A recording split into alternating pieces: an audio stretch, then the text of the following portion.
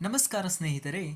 ಭಾರತೀಯ ನೌಕಾಪಡೆ ನೇಮಕಾತಿ 2026ರ ಒಂದು ಅಧಿಸೂಚನೆಯ ಪ್ರಕಾರ ಅಗ್ನಿವೀರ ಸೀನಿಯರ್ ಸೆಕೆಂಡರಿ ರಿಕ್ರೂಟ್ ಹಾಗೂ ಅಗ್ನಿವೀರ ಮೆಟ್ರಿಕ್ ರಿಕ್ರೂಟ್ ಹಾಗೂ SSR ವೈದ್ಯಕೀಯ ಸಹಾಯಕ ಹುದ್ದೆಗಳಿಗೆ ನೇಮಕಾತಿಯನ್ನು ಆಹ್ವಾನಿಸಲಾಗಿದೆ. ಯಾರೆಲ್ಲ 10ನೇ ತರಗತಿ ಮತ್ತು 12ನೇ ತರಗತಿ ಪಾಸಾಗಿದ್ದೀರಾ ಅಂಥವರು ಈ ಹುದ್ದೆಗೆ ಅರ್ಜಿಯನ್ನು ಸಲ್ಲಿಸಬಹುದು. ಈ ಹುದ್ದೆಯ ಒಂದು ಇನ್ನಷ್ಟು ಮಾಹಿತಿಯನ್ನು ನಾವು ನೋಡುವುದಾದರೆ, ನಮಸ್ಕಾರ ಸ್ನೇಹಿತರೆ, ನೀವೇನಾದರೂ ಭಾರತೀಯ ನೌಕಾಪಡೆಯಲ್ಲಿ ಉದ್ಯೋಗವನ್ನು ಮಾಡಬೇಕೆಂದು ಬಯಸುತ್ತಿದ್ದೀರಾ? ಹಾಗಿದ್ದರೆ ನಿಮಗೊಂದು ಸಂತಸದ ಸುದ್ದಿ ಅಂತಲೇ ಹೇಳಬಹುದು. ಭಾರತೀಯ ನೌಕಾಪಡೆಯು 2026ರಲ್ಲಿ ಭರ್ಜರಿ ನೇಮಕಾತಿ ಅಧಿಸೂಚನೆಯನ್ನು ಹೊರಡಿಸಿದ್ದಾರೆ. ಅರ್ಹ ಅಭ್ಯರ್ಥಿಗಳಿಗೆ ಆನ್ಲೈನ್ ಮೂಲಕ ಅರ್ಜಿಯನ್ನು ಇಲ್ಲಿ ಕರೆದಿದ್ದಾರೆ.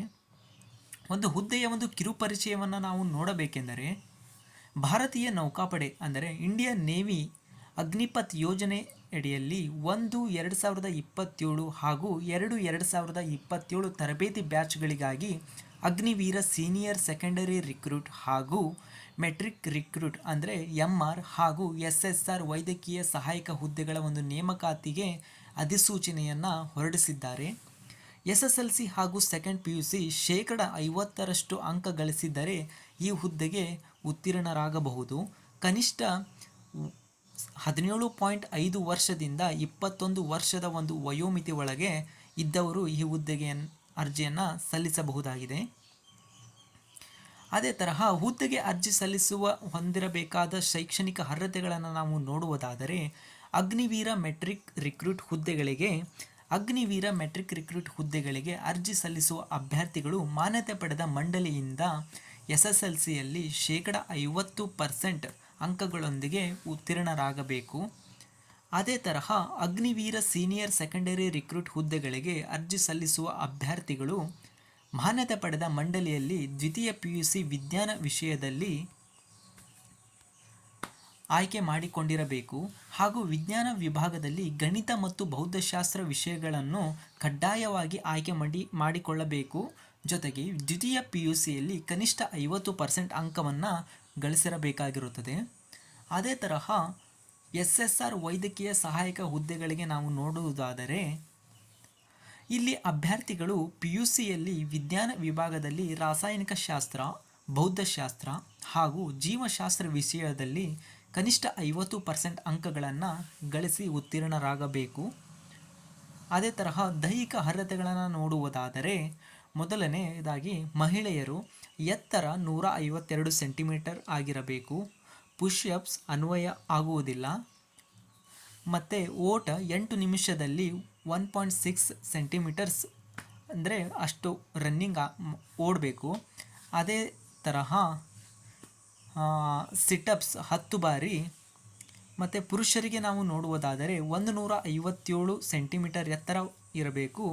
17 ಬಾರಿ ಪುಷ್ಅಪ್ಸನ್ನು ಮಾಡ್ಕೋಬೇಕು. ಅದೇ ತರಹ 6 ನಿಮಿಷ 30 ಸೆಕೆಂಡ್ಗಳಲ್ಲಿ 1.6 ಕಿಲೋಮೀಟರ್ ಓಟ ಇರುತ್ತೆ ಫ್ರೆಂಡ್ಸ್.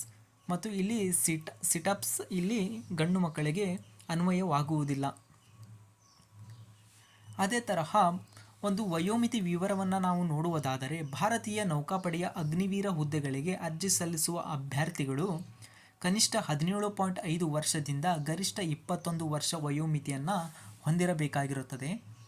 ಭಾರತೀಯ ನೌಕಾಪಡೆಯಲ್ಲಿ ಅಗ್ನಿವೀರ ನೇಮಕಾತಿ 2 ಬ್ಯಾಚುಗಳಲ್ಲಿ ನಡೆಯಲಿದ್ದು, ಮೊದಲ ಬ್ಯಾಚ್ 1-2027 ಅಭ್ಯರ್ಥಿಗಳು ಡಿಸೆಂಬರ್ 1, 2004ರಿಂದ ಮೇ 1, 2009 ನಡುವೆ ಜನಿಸಿರಬೇಕಾಗಿರುತ್ತದೆ. ಎರಡನೇ ಬ್ಯಾಚ್ 2-2027 ಒಂದು ಅಭ್ಯರ್ಥಿಗಳು ಮೇ 1, 2005ರಿಂದ ಅಕ್ಟೋಬರ್ 31, 2009 ನಡುವೆ ಜನಿಸಿರಬೇಕಾಗಿರುತ್ತದೆ. ಅದೇ ತರಹ ಒಂದು ವಯೋಮಿತಿ ಸಡಿಲಿಕೆಯನ್ನು ನಾವು ಇಲ್ಲಿ ನೋಡಬಹುದು. ಭಾರತೀಯ ನೌಕಾಪಡೆಯಲ್ಲಿ ಅಗ್ನಿವೀರ ಹುದ್ದೆಗಳಿಗೆ ಅರ್ಜಿ ಸಲ್ಲಿಸುವ ಅಭ್ಯರ್ಥಿಗಳಿಗೆ ವರ್ಗವಾರು ವಯೋಮಿತಿ ಸಡಿಲಿಕೆಯನ್ನು ನೀಡಿದ್ದಾರೆ.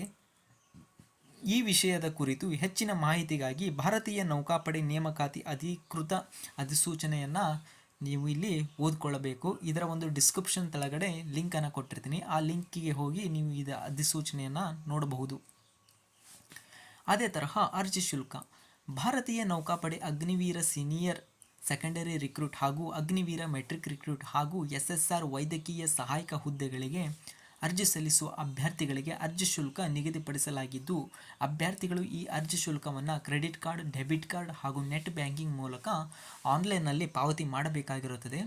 ಸಾಮಾನ್ಯ ವರ್ಗದ ಅಭ್ಯರ್ಥಿಗಳಿಗೆ OBC ಅಭ್ಯರ್ಥಿಗಳಿಗೆ EWS ಅಭ್ಯರ್ಥಿಗಳಿಗೆ 550 ಪ್ಲಸ್ 18 GST ಇರುತ್ತಲ್ಲ ಫ್ರೆಂಡ್ಸ್, ಅದು ಇನ್ಕ್ಲೂಡ್ ಮಾಡಿ ಅಮೌಂಟನ್ನು ಪೇ ಮಾಡಬೇಕಾಗಿರುತ್ತದೆ.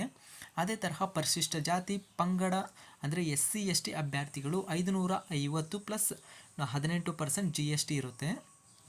ಅಗತ್ಯ ದಾಖಲೆಗಳನ್ನು ನಾವು ನೋಡುವುದಾದರೆ ಆಧಾರ್ ಕಾರ್ಡ್, 10ನೇ ತರಗತಿ ಅಂಕಪಟ್ಟಿ, 12ನೇ ತರಗತಿ ಅಂಕಪಟ್ಟಿ, ಇತ್ತೀಚಿನ ಪಾಸ್ಪೋರ್ಟ್ ಸೈಜ್ ಫೋಟೋ, ವಾಸಸ್ಥಳ ದೃಢೀಕರಣ ಪತ್ರ, ಒಂದು ಡಿಜಿಟಲ್ ಸಹಿ.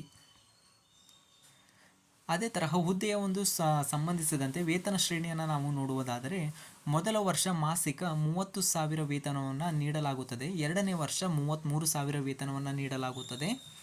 3ನೇ ವರ್ಷ 36,500 ವೇತನವನ್ನು ನೀಡಲಾಗುತ್ತದೆ. 4ನೇ ವರ್ಷ 40,000 ವೇತನವನ್ನು ಇಲ್ಲಿ ನೀಡಲಾಗುತ್ತದೆ. ಅರ್ಜಿ ಸಲ್ಲಿಸುವ ವಿಧಾನವನ್ನು ನಾವು ನೋಡಬೇಕಂದ್ರೆ ಇದು ಆನ್ಲೈನ್ ಮೂಲಕ ಅರ್ಜಿಯನ್ನು ಆಹ್ವಾನಿಸಲಾಗಿದೆ. ಕೆಳಗೆ ಕೊಟ್ಟಿರುವ ಒಂದು ಲಿಂಕನ್ನು ಕ್ಲಿಕ್ ಮಾಡೋದರ ಮೂಲಕ ಆ ಆನ್ಲೈನ್ ವೆಬ್ಸೈಟಿಗೆ ಹೋಗಿ ನೀವು ಅಲ್ಲಿ ಅಪ್ಲಿಕೇಶನ್ ಹಾಕಬಹುದು. ಇಲ್ಲಾಂದರೆ ನಿಮ್ಮ ಊರಲ್ಲಿ ಸೇವಾ ಸಿಂಧು ಅಂತ ನೋಡಿ ಫ್ರೆಂಡ್ಸ್, ಯಾವುದಾದ್ರೂ ಆನ್ಲೈನ್ ಸೆಂಟರ್ ಇದ್ದರೆ ಅಲ್ಲಿ ಹೋಗಿ ನೀವು ಅಪ್ಲೈಯನ್ನು ಮಾಡಬಹುದು. ಇದರ ಒಂದು ಆಯ್ಕೆ ಪ್ರಕ್ರಿಯೆಯನ್ನು ನಾವು ನೋಡುವುದಾದರೆ ಮೊದಲನೇದಾಗಿ ಶಾರ್ಟ್ ಲಿಸ್ಟ್ ಆಗುತ್ತದೆ. ನಂತರ ಲಿಖಿತ ಪರೀಕ್ಷೆ ಇರುತ್ತದೆ. ಆನಂತರ ದೈಹಿಕ ಅಳತೆ ಪರೀಕ್ಷೆ ಇರುತ್ತದೆ. ದೈಹಿಕ ಸಾಮರ್ಥ್ಯ ಪರೀಕ್ಷೆ ಇರುತ್ತದೆ. ದಾಖಲೆಗಳ ಒಂದು ಪರಿಶೀಲನೆ ಆಗುತ್ತದೆ. ವೈದ್ಯಕೀಯ ಪರೀಕ್ಷೆ ಆಗಿರುತ್ತದೆ ಫ್ರೆಂಡ್ಸ್. ಅಷ್ಟೇ ಫ್ರೆಂಡ್ಸ್. ಮತ್ತು ಇನ್ನೊಂದು ಮೇನ್ ಆಗಿ ನಾವು ನೋಡಬೇಕಂದ್ರೆ ಇದರ ಒಂದು ಪ್ರಮುಖ ದಿನಾಂಕಗಳು, ನೇಮಕಾತಿ ಅಧಿಸೂಚನೆ ಮಾಡಿರುವ ದಿನಾಂಕ 10/3/2026. ಆಲ್ರೆಡಿ ಇದು ಅಧಿಸೂಚನೆ ಹೊರಡಿಸಲಾಗಿದೆ ಫ್ರೆಂಡ್ಸ್. ಆನ್ಲೈನ್ನಲ್ಲಿ ಅರ್ಜಿ ಸಲ್ಲಿಸುವ ಪ್ರಾರಂಭ ದಿನಾಂಕ ಸಹಿತ ಆಗೋಗಿದೆ 14/3/2026. ಆನ್ಲೈನ್ ಅರ್ಜಿ ಸಲ್ಲಿಸುವ ಒಂದು ಕೊನೆಯ ದಿನಾಂಕ 6/4/2026. ಕೇವಲ ಇನ್ನು 4ರಿಂದ 5 ದಿನಗಳು ಮಾತ್ರ ಇದೆ ಫ್ರೆಂಡ್ಸ್. ಒಂದು ಅರ್ಜಿ ಪಾವತಿಸುವ ಕೊನೆಯ ದಿನಾಂಕ 6/4/2026. ಆದಷ್ಟು ಬೇಗ ಅರ್ಜಿ ಸಲ್ಲಿಸಿ ಫ್ರೆಂಡ್ಸ್, ಜಾಸ್ತಿ ಟೈಮ್ ಇಲ್ಲ. ಇಷ್ಟೇ ಫ್ರೆಂಡ್ಸ್ ಇವತ್ತಿನ ಒಂದು ಮಾಹಿತಿ ಇಷ್ಟವಾದರೆ ನಮ್ಮ ಚಾನಲನ್ನು ಸಬ್ಸ್ಕ್ರೈಬ್ ಆಗಿ, ಲೈಕ್ ಮಾಡಿ ಹಾಗೂ ಶೇರ್ ಮಾಡುವುದರ ಮೂಲಕ ಧನ್ಯವಾದಗಳು.